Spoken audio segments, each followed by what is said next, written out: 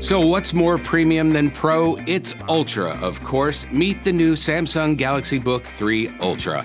Like Samsung's top Galaxy Ultra phones and tablet, the Ultra laptop will have the best performance, best features, and a killer display.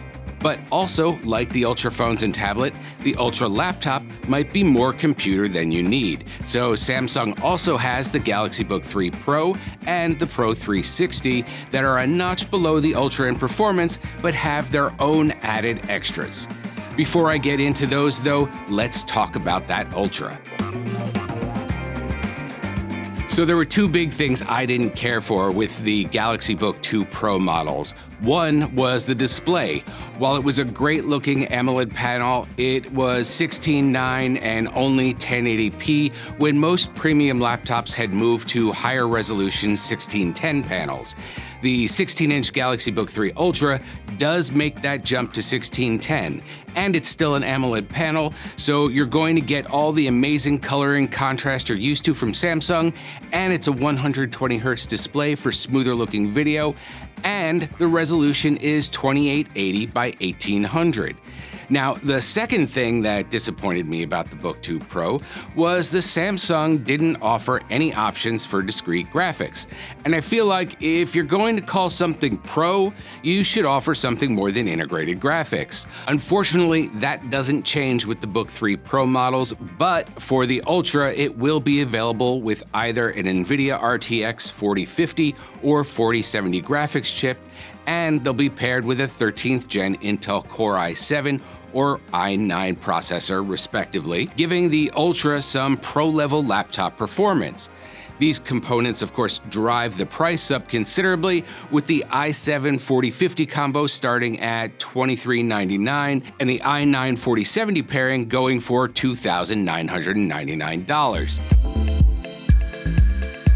You get a lot of other great features for those prices, like a 1080p webcam, a quad speaker system, a fingerprint reader on the power button, and a larger 76 watt-hour battery. The Ultra also gets a better port assortment with a USB-A port and HDMI 2.0 output, joining its two Thunderbolt USB-C ports, microSD card slot, and headphone jack. The good news is almost all of these things trickle down to the Pro models too, so the big exceptions being the Core i9 processor and the discrete graphics. The nice thing about that is the 16-inch Galaxy Book 3 Pro laptop is 4mm thinner and about half a pound lighter than the 16.5mm 4-pound Ultra. It'll also be available in a 14-inch size. There's also a 16-inch Galaxy Book 3 Pro 360 2-in-1, which is large for a 2-in-1, but since it does come with one of Samsung's excellent S Pens, you'll have a lot of room to draw or take notes.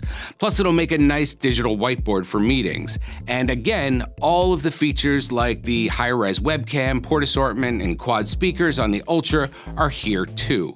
Also, just like earlier Galaxy Books, the new Ultra and Pro laptops are made to work with other Galaxy devices. So things like sending files back and forth between your phone and laptop are easy. You can start working on your phone and then finish up on the Galaxy Book, or you can use a Galaxy Tab S8 as a wireless external display to extend your laptop screen.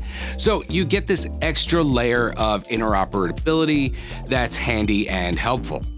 There is one thing that Samsung sort of kept the same as the previous generation, and that's the overall look.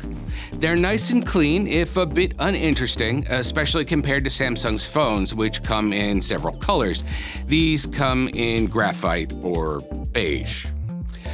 Build quality is improved though. They feel sturdier, stiffer, and stronger, which is certainly a plus, even if they're a bit weightier because of it.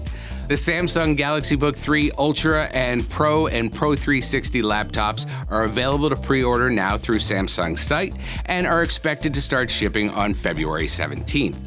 So what do you think? Is the Ultra more Pro than Pro? Let me know in the comments, and for more details on Samsung's latest devices, check out the links below or head straight to CNET.com where you can find more content like this. I'm Josh Golden with CNET. You'll see me when you see me, and thanks for watching.